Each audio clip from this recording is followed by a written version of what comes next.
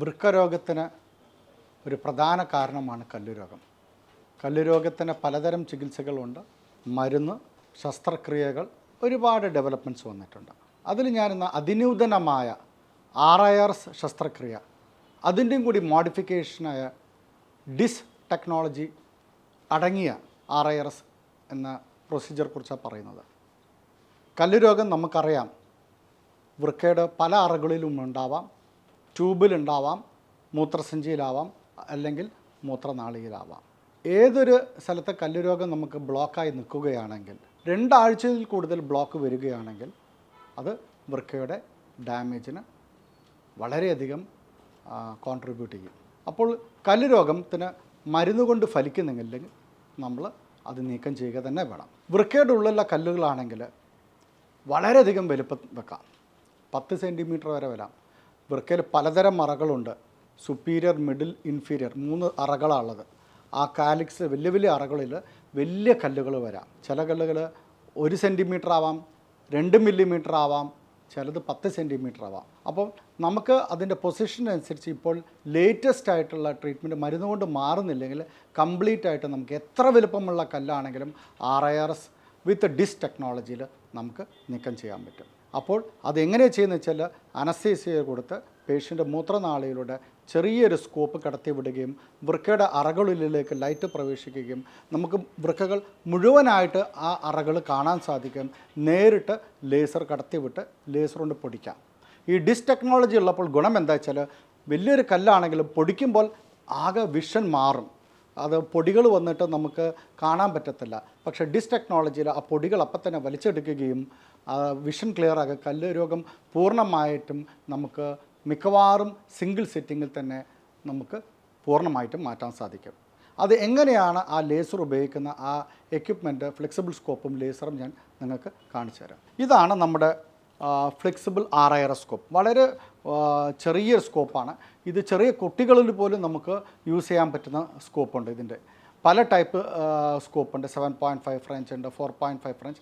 അപ്പം ഓരോരുത്തരുടെ ഏജ് അനുസരിച്ചാണ് ഈ സ്കോപ്പ് യൂസ് ചെയ്യുന്നത്. കാരണം യൂറിറ്റർ, വൃക്കയുടെ നാളി, അതിനെല്ലാം നമുക്ക് പ്രായത്തിനനുസരിച്ച് വലുപ്പക്കുറവുകളുണ്ടാകും. അപ്പം ഈ എക്യുപ്മെൻറ്റ് എല്ലാ രോഗികൾക്കും ഉപയോഗിക്കാൻ പറ്റത്തില്ല.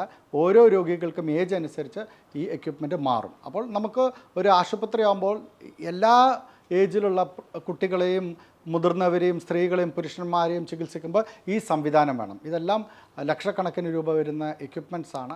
വളരെ ഡെലിക്കേറ്റ് ആൻഡ് സോഫ്റ്റ് എക്യുപ്മെൻറ്റ്സാണ്. ഇത് നമുക്കറിയാം. ഇവിടെ തന്നെ ഒരു ലിവർ ഉണ്ടാവും. ഈ അറ്റം നോക്കുകയാണെങ്കിൽ പലതരത്തിൽ നമുക്ക് മൂവ് ചെയ്യാം. കിഡ്നിയുടെ അറകളിലുള്ളിലാണ് ഇതെത്തുന്നത്. നമുക്ക് താഴത്തെ അറകൾ, മുകളിലത്തെ അറകൾ, തിരിച്ചു കഴിഞ്ഞ് കഴിഞ്ഞാൽ ഇങ്ങോട്ട് ഏത് വശത്തേക്ക് നമുക്ക് തിരിച്ചിട്ട് നമുക്ക് വൃക്കയുടെ ഉൾഭാഗം മുഴുവൻ കാണാം. ഇത് കല്ലുരോഗത്തിന് മാത്രമല്ല, കിഡ്നീൻ്റെ ഉള്ളിൽ ചെറിയ ട്യൂമറുകൾ ഉണ്ടെങ്കിൽ പോലും ഈ ലേസർ കൊണ്ട് നമുക്കിത് കരിച്ചു കളയാം. സിസ്റ്റർ, ഇതിന് നമ്മൾ ഉപയോഗിക്കുന്ന ലേസർ ഫൈബറാണ് സിസ്റ്റർ കാണിച്ചു തരുന്നത്. ഇതാണ് നമ്മുടെ ലേസർ ഫൈബർ. വളരെ 200 മൈക്രോൺസ്, അത് വളരെ ചെറിയ ലേസർ ഫൈബറാണ്. ഇത് ഏതൊരു ചെറിയൊരു ദ്വാരത്തിൽ കൂടിയും കടന്നു പോകും. ഇത് വളരെ ഡെലിക്കേറ്റ് എക്യുപ്മെൻറ്റ്സ് ആണ്. ഇത് ഓരോ ലേസർ ഫൈബറും ഓരോ ലക്ഷം രൂപ വരുന്നതാണ്. വളരെ ഡെലിക്കേറ്റായിട്ട് ഹാൻഡ് ചെയ്യണം, പൊട്ടിപ്പോയാൽ പോയി. അപ്പം അത്രയും വളരെ സൂക്ഷ്മതയോടെ നമ്മൾ കൈകാര്യം ചെയ്യണം. ഇപ്പം സിസ്റ്റർ കം പ്ലീസ്. ഈ ലേസർ സിസ്റ്റർ കിടത്തുന്നു, സ്കോപ്പിലൂടെ കിടത്തി ഈ അറ്റത്തിലേക്ക് വരും. യെസ്, ഇപ്പോൾ ലേസർ നമുക്ക് സ്കോപ്പിലൂടെ വൃക്കയുടെ ഉള്ളിലെത്തി. ലേസർ കടത്തിയപ്പോൾ അത് ലൈറ്റ് വരും. എന്നിട്ട് നമ്മൾ ഏത് സ്ഥലത്താണ് കാണുന്ന കല്ലുരോഗം കണ്ടെന്ന് നേരിട്ട് നമുക്ക് ഫയർ ചെയ്തിട്ട് നമുക്ക് പൗഡറാക്കാം. വളരെ തിൻ പൗഡറായിട്ട് അത് സക്ക് ചെയ്യാം. അപ്പോൾ നമുക്ക് കല്ല് പൂർണ്ണമായിട്ടും നമുക്ക് നീക്കം ചെയ്യാൻ പറ്റും. ഇതിലൂടെ RIRSലൂടെ ഒരു പ്രത്യേകതയുണ്ട്. മറ്റുള്ള പ്രൊസീജിയേഴ്സ് കല്ലിനുള്ളത് നമുക്ക് സാധാരണയായി കണ്ടുവരുന്നത് PCNL എന്നാണ്. വൃക്ക തുളച്ചിട്ട് നമ്മൾ പോകുന്ന ഒരു പ്രൊസീജിയറാണ്. അപ്പോൾ അതിൽ രക്തസ്രാവം ഉണ്ടാവും. ICUയിൽ 1-2 ദിവസം കിടക്കേണ്ടി വരും.